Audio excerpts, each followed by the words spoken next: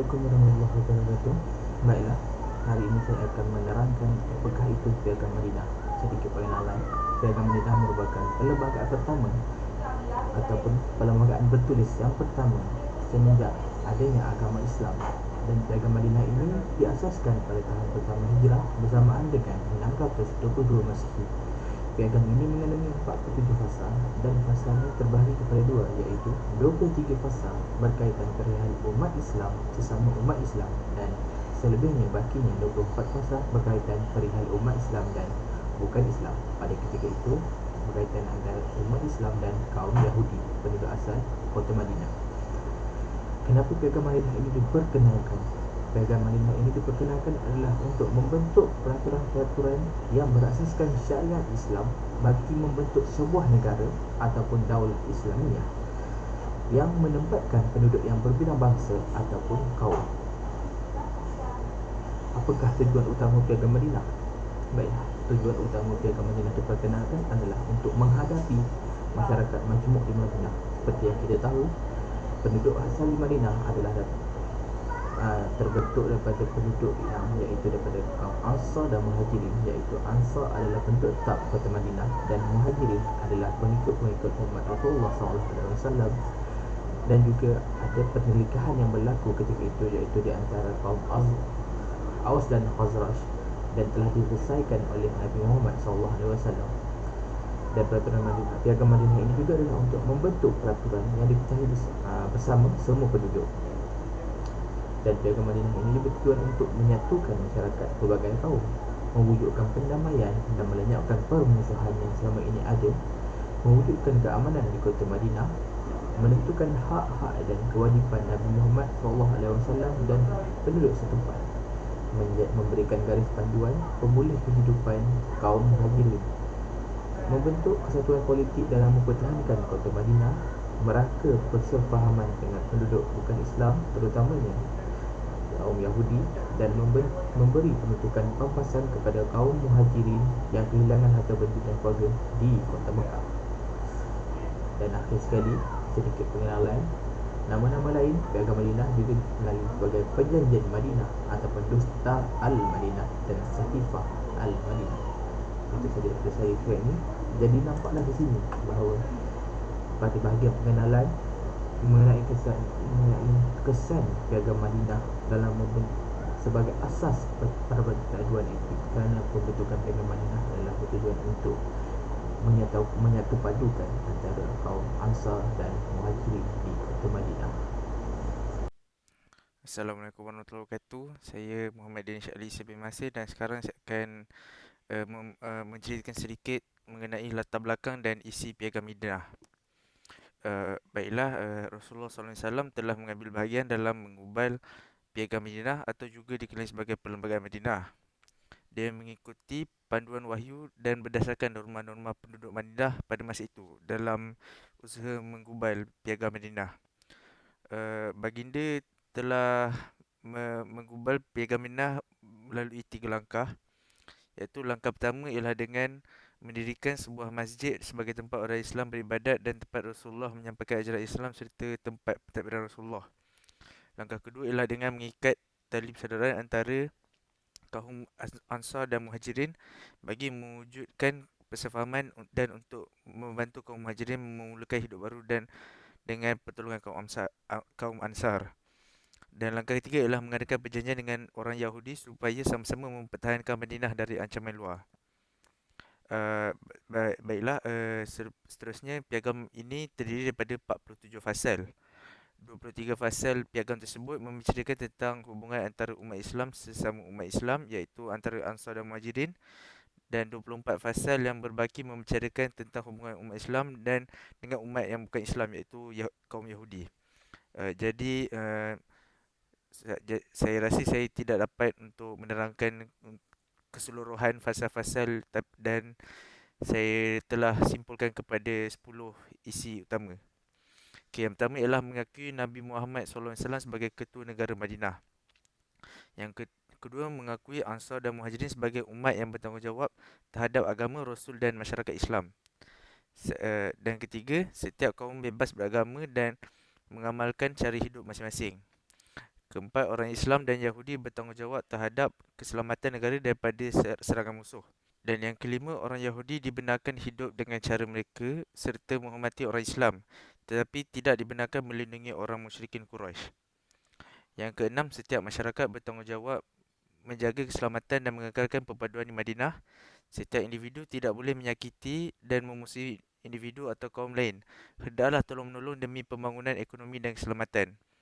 Dan ketujuh, setiap kaum perlu merujuk Rasulullah SAW sebagai ketua negara jika berlaku perbalahan. Yang kesembilan, mana-mana pihak dilarang berhubung dengan pihak luar, terutama musyrikin Mekah dan sekutu-sekutu mereka. Dan yang terakhir ialah piagam ini mempunyai kuasa melindungi pihak yang mempersetujuinya dan hak mengambil tindakan kepada sesiapa yang melanggarnya.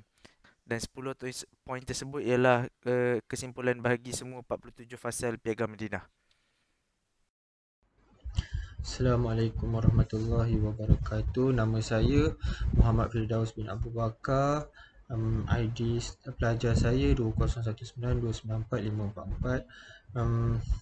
Okey, bagaimana yang rakan-rakan saya terangkan tadi, seterusnya saya akan menerangkan kesan Piagam Madinah dari segi sosial. Dari segi sosial, Piagam Madinah telah memberi kesan kepada dalam perpaduan kaum yang dapat diwujudkan di Madinah di bawah satu pakatan. Selain itu, masyarakat Madinah dianggap ummah bersatu padu tanpa mengira bangsa. Di sini rakyat telah dapat hidup dalam keadaan yang bersatu padu dan yang mementingkan perpaduan. Seterusnya ialah kemakmuran negara dapat dirasai bersama dalam suasana harmoni kerana tiada lagi perbalahan di antara kaum di Madinah. Seterusnya ialah setiap anggota masyarakat bertanggungjawab terhadap negara. Maknanya di sini setiap masyarakat mempunyai peranan dalam menjaga keharmonian negara dari setiap aspek. Contohnya daripada ekonomi dan sebagainya. Di sini kita dapat lihat beberapa kesan Piagam Madinah dari segi sosial yang telah diwujudkan oleh masyarakat di sana.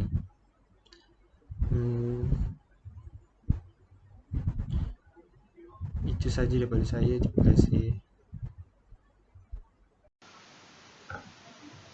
Baiklah. Assalamualaikum warahmatullahi wabarakatuh. Nama saya Muhammad Fikri bin Muhammad Rusdi. Jadi sebelum ni kawan-kawan saya ada menerangkan tentang latar belakang Piagam Madinah dan juga kesan Piagam Madinah dari segi sosial. Jadi pada bahagian saya akan menerangkan lebih kepada bahagian ekonomi. Jadi kesan ekonomi yang pertama adalah perdagangan di kerajaan Madinah pada masa itu menjadi lebih pesat hasil daripada hubungan kaum yang lebih baik. Jadi pada masa itu kita tahu kerajaan Madinah kaya dengan pelbagai golongan kaum, antaranya golongan Yahudi, Aus, Khazraj, Quraisy, Parsi dan Habsyi. Jadi selepas saja perjanjian Piagam Madinah, mereka lebih mengembangkan konsep tolong-menolong dan bekerjasama antara satu sama lain. Dan kesan ekonomi yang kedua adalah kemenangan di dalam perang menambahkan harta rampasan dan secara tidak langsung harta Baitulmal semakin meningkat. Jadi seperti yang kita tahu pada masa itu harta rampasan perang merupakan sumber pendapatan negara yang sah pada masa itu. Dan seterusnya bidang ternakan, pertanian dan perusahawanan semakin berkembang maju. Selain itu, kerajaan Madinah juga mengharamkan riba, penipuan dan penindasan. Seperti yang kita tahu, pada masa itu terdapat berlaku banyak jurang perbezaan dan penindasan antara kaum.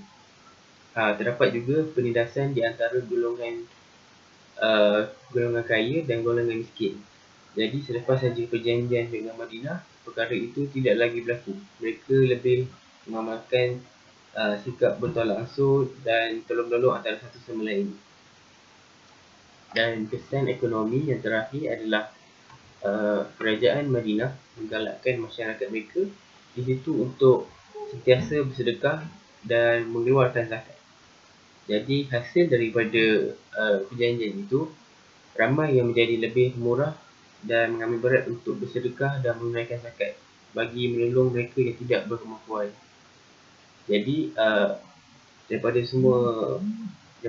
hasil perjanjian Piagam Madinah ini adalah kesan ekonomi yang positif dan secara tidak langsung dapat meningkatkan ekonomi di kerajaan Madinah. Jadi sekian saja daripada saya. Terima kasih. Assalamualaikum warahmatullahi wabarakatuh. Nama saya Muhammad Firdaus bin Azri. Saya ingin menceritakan tentang kesimpulan daripada topik ini, iaitu kesan Piagam Madinah sebagai asas perpaduan etnik. Seperti kita tahu, Piagam Madinah merupakan salah satu aspek yang sangat penting di dalam sejarah Islam. Daripada pengenalan khusus, kita dapat tahu bahawa pengenalan daripada Piagam Madinah ini merupakan satu perlembagaan bertulis yang berbentuk perjanjian antara seluruh penduduk kota Madinah, iaitu orang Ansar, Muhajirin, Yahudi dan juga orang bukan Islam yang duduk di Madinah. Kita dapat tahu juga bahawa Piagam Madinah dapat memberikan aspek yang positif terhadap ekonomi dan sosial. Dan tambahan juga, kita dapat juga mengambil iktibar dan pengajaran daripada Piagam Madinah ini. Antara pengajarannya ialah Piagam Madinah sendiri merupakan salah satu undang-undang kepada negara. Jika negara itu tiada undang-undang atau tidak ada undang-undang dilaksanakan, diibarat manusia tanpa pedoman. Manusia akan sesuka hatinya melakukan jenayah tanpa ada rasa segan atau malu jika tiada undang-undang. Jadi, dengan adanya peraturan dan undang-undang di dalam negara, kita dapat menjamin keselamatan rakyat, keselamatan rakyat dan maruah negara juga, imej negara. Seterusnya kita dapat tahu bahawa Rasulullah SAW merupakan pembimbing untuk menyebarkan dakwah kepada penduduk Madinah melalui kebijaksanaannya memimpin dengan mewujudkan Piagam Madinah. Justru umat Islam mestilah mencontohi Nabi dalam segenap aspek kehidupan, termasuk pentadbiran negara yang berdaulat dan merdeka. Seterusnya, peraturan dan undang-undang yang terlaksana mewujudkan iklim yang politik dan stabil dan juga ekonomi yang pesat. Peningkatan ekonomi penduduk Madinah dapat dirasai berbanding sebelumnya. Ini kerana pedagang-pedagang berhijrah ke Madinah untuk berniaga dalam keadaan yang selamat.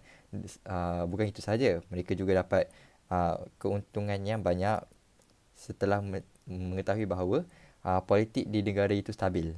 So itu juga antara kesan yang sangat positif kepada Piagam Madinah ini kepada negara, yang kita juga dapat iktibar agar kita punya negara dapat berkembang dengan elok. Dan akhir sekali, persefahaman undang-undang yang kemas menyeragamkan hubungan masyarakat setempat dan merapatkan jurang perbezaan dalam pelbagai kaum. Kerana kita dapat tahu bahawa daripada pengenalan tadi, perjanjian ini daripada 4 golongan, iaitu Ansar, Muhajirin, Yahudi dan juga orang bukan Islam duduk di Madinah. Dengan pergi Madinah, terbukti bahawa masyarakat Madinah yang majmuk tersebut bertambah harmoni dan jauh daripada apa-apa persalahfahaman dan juga pertengkaran yang tak elok berlaku. Dan ini juga dapat mengekalkan harmoni dalam komuniti setempat. Okey, baik. Itu sahaja daripada saya untuk kesimpulan daripada Piagam Madinah. Sekian, terima kasih.